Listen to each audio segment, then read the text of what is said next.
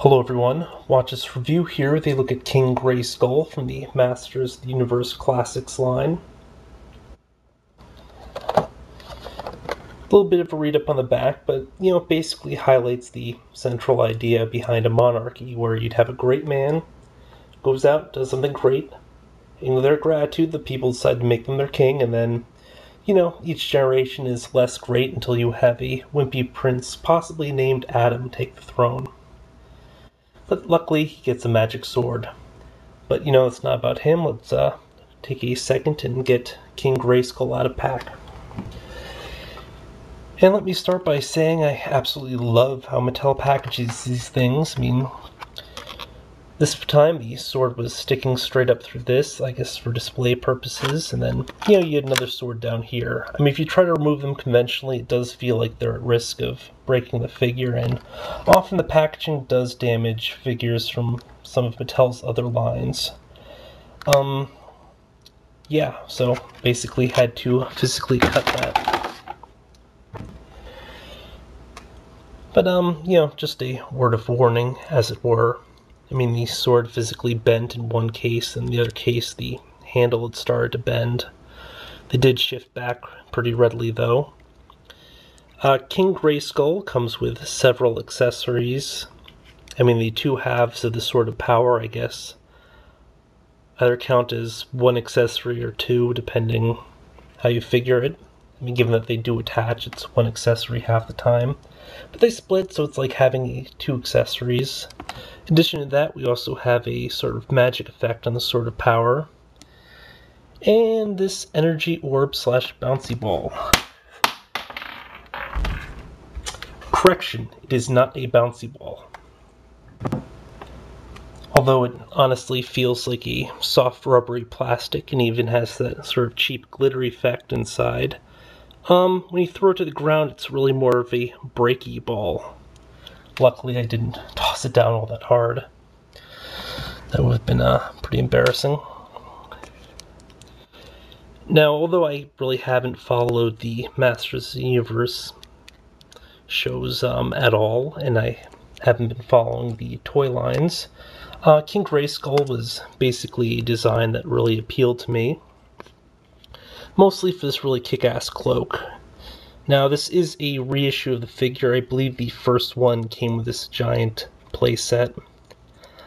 Well, not playset, it's a cardboard cutout with effects and stuff. It's like a Comic-Con exclusive or something. Given that I like the character design more, and, I wouldn't even know how to store that other thing. Not a huge loss picking up the reissue. But I mean, as you can see, it does look like this is probably the same mold that they've used for a lot of the other He-Man figures. I haven't picked any of them up, so could be wrong, but the general design, except for the hair sculpt here, does kind of seem consistent. Then, of course, the cloak would be newish. Honestly, do not like how cheap this cape is. From the other pictures I had seen of this, I had assumed that it, had more detailing and stuff. But this is basically the quality that you might see in, the DC Universe Classics line, where you don't have a lot of substance to it. It's just a somewhat thicker plastic, pre-molded, without much individual sculpting or paint. All the same, just a really cool looking figure. Not a lot of detailing throughout, but I guess it's kind of the Masters of the Universe Classics lines thing.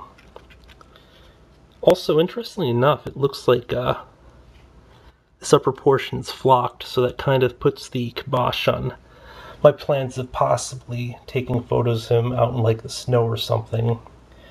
Because with a cloak like that, it does look like he's sort of more Viking-ish and stuff. And oh, then again, he probably wouldn't be wearing a loincloth, would he? But yeah, definitely because of the flocking, you probably don't want to expose him to the elements. It does look like a pretty neat effect, though. I mean, originally I thought it was just paint errors and stuff, but I guess it's just a combination of the glue and flock that gives the paint errors or sort of design flaw down there. And of course it does sort of glow a little bit. Lighting. In terms of articulation, just standard DC Universe Classics-ish stuff. So, a lot of the lines do sort of have the general feel, given that they are sculpted by the Four Horsemen, who does the other one. But yeah, it's a point of rotation here at the wrist, single joint at the elbow, a pin joint, point of rotation at the bicep. Shoulders are impeded greatly by this cloak portion, extends over the whole thing. It does feel like it kind of has give, where you can pull it up. The cape itself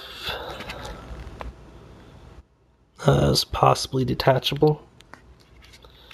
I never try these things. I mean, I imagine you could take it off if you wanted to. Head, again, not much motion. These little braids here get in the way. We have an ab crunch, which does work, but crunched, it just looks kind of funny because you can't adjust the head. Sort of a minor major qualm. Waist, it looked like it moves, but I guess the joint just isn't broken in yet. There it goes. Then do we have a ball joint here, which also has a point of rotation because it's a sort of physical ball, or one of those modified ones. Then a pin joint here at the knee, and a pin joint here at the ankle with a fair amount of pivot. All in all, pretty decent sculpted figure. In terms of what it can actually do, a little bit less impressive, mostly because the head is sort of fixed in place, which impedes a lot of the other posability and just general appearance of the figure. Then of course this loincloth, it can't even get a good sort of dramatic standing pose. I mean, all in all, pretty decent figure, and definitely one I was happy to have found. Now, unfortunately, I did miss him during the re-release sale on Matty Collector, but as luck would have it, picked him up, what was it, for like a total of $29 shipped, which is actually cheaper than I would have gotten him during that sale. So, things kind of do work out. Although I really have no intention on, really collecting the line. Really wish his arms kind of go together for a sort of arms crossed pose. But like I was saying, though I don't intend on really collecting the line, there are still a few other figures from it I do want, including the Web Store and Beastman. All the same, I do feel that King Grayskull is an exceptional looking character, and he probably will sort of fit well in a lot of generic fantasy displays. Now, by the way, I did mention DC Universe Classics earlier. I just want to reiterate, in case you haven't seen some of my other videos, that the MotUCs do use a slightly larger scale, so I mean, it's not quite on par, but given that a lot of the MotUC characters do look like they would be on the bigger size anyway, it does kind of work out, and they do sort of blend in with like the Marvel Selects. Also, I'm just going to toss Calabac in here for no good reason, but yeah, this has been a look at the Masters of the Universe Classics, King Grayskull, the reissue. Only difference between reissue and original, I believe, was the giant display piece. Maybe also added more accessories, I can't remember though. But yeah, until next time, folks,